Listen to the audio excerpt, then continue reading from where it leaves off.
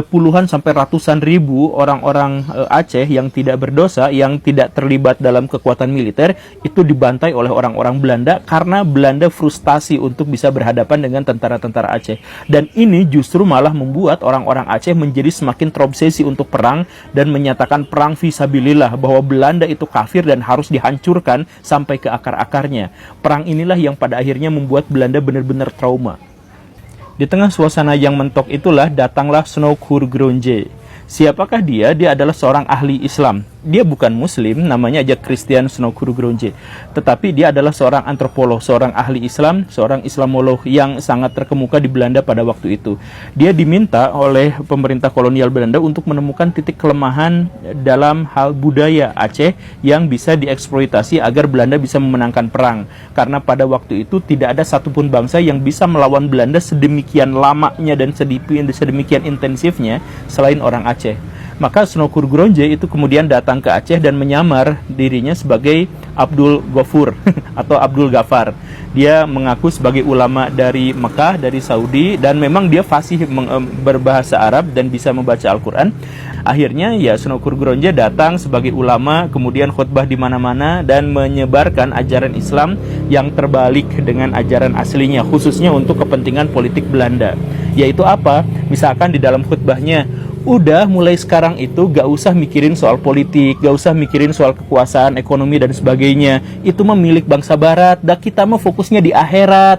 Kalau di dunia mah hanya sementara. Kalau misalkan kita menguasai politik, kita menguasai ekonomi, kita menguasai media, terus faedahnya buat apa? 10 tahun, 20 tahun, 50 tahun kita mati, di akhirat kita gak punya bekal. Daripada seperti itu, lebih baik menghafal Quran, bangun masjid, bikin masjid yang indah-indah, yang bagus-bagus, kemudian kita sibukin sama tahlilan, sibukin sama kendurian dan lain sebagainya. Itu fokusnya itu agar kita mendapatkan bekal di akhirat yang cukup besar. Nah, begitu, itu adalah ajaran Islam yang dibalik yang diajarkan oleh Snouck Hurgronje untuk bisa melemahkan semangat jihad orang-orang Aceh agar orang-orang Aceh tidak berorientasi pada dunia saja dan kemudian mengalahkan mereka terus-terusan seperti itu.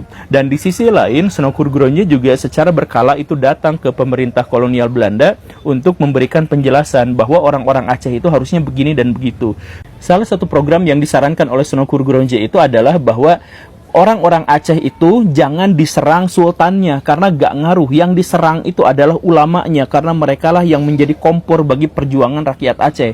Itu yang pertama. Kemudian yang kedua, tolong pisahkan adu domba dan buat keributan antara bangsawan-bangsawan Aceh dengan ulama-ulama Aceh. Itu yang paling penting. Misalkan ulama Aceh kasih dia dana yang besar untuk bikin masjid, bikin langgar, bikin pesantren dengan ajaran yang seperti tadi itu. Diharapkan dengan seperti itu, bangsawan-bangsawan Aceh merasa terganggu, tersindir, dan menganggap bahwa orang Aceh yang ulama-ulama itu telah berkomplot dengan Belanda. Tetapi di sisi lain, berikan sumbangan dan hubungan yang sangat akrab, bangun hubungan yang sangat akrab dengan bangsawan-bangsawan Aceh. Angkat mereka jadi pejabat, angkat mereka menjadi PNS dan sebagainya. Dan dengan demikian mereka sangat akrab dengan pemerintah kolonial Belanda, tetapi dicurigai oleh orang-orang ulama karena dianggap berkomplot dengan pemerintah Belanda. Jadi cebong, kampret atau yang semacam itu harus dikuatkan, harus dibuat pemisahannya dengan sejelas-jelasnya. Dengan cara seperti itulah maka Aceh bisa dikalahkan. Dan kemudian kata Snouck Hurgronje, jangan sekali-kali menyerang Aceh dengan kekuatan militer, karena semakin mereka disakiti, semakin mereka terobsesi untuk melakukan perang. Please, jangan. Dua dari saran Snouck Hurgronje itu dilakukan. Aceh dipecah belah, cebong kampret dipecah belah, kemudian ajaran Islamnya dibalik, dan akhirnya Aceh ditundukkan pada tahun 1904. Belanda mengambil alih istananya dan kemudian menghapuskan Kesultanan Aceh sama sekali.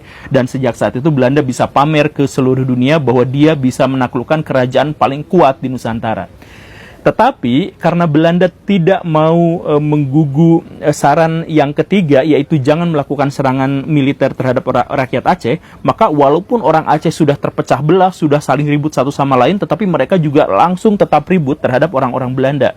Jadi ketika Belanda sudah mendirikan pemerintahan sipil, gagal jadi militer lagi karena serangan bertubi-tubi dan sporadis terus-terusan terjadi secara konsisten.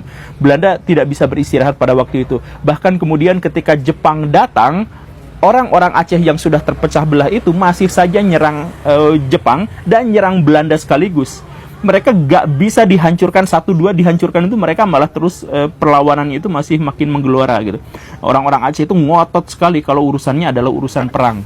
Bahkan setelah Jepang dikalahkan, kemudian Belanda datang lagi membonceng, istilahnya membonceng sekutu Nusantara. Aceh adalah satu-satunya wilayah yang tidak mau lagi didatangi oleh Nika. Nika datang ke seluruh wilayah Nusantara untuk mengambil kembali kekuasaannya, tetapi di Aceh tidak, dibiarkan saja. Aceh baru benar-benar menyatakan bersatu dengan TNI, dengan rakyat Indonesia tahun 1946, dengan kesepakatan bahwa mereka ingin menjalankan syariat Islam. Saya harap Baraya bisa menemukan poin-poin tertentu yang sangat-sangat relevan untuk kehidupan hari ini dari kisah perlawanan rakyat Aceh. Terima kasih karena sudah menyimak. Saya Guru Gembul. Assalamualaikum warahmatullahi wabarakatuh.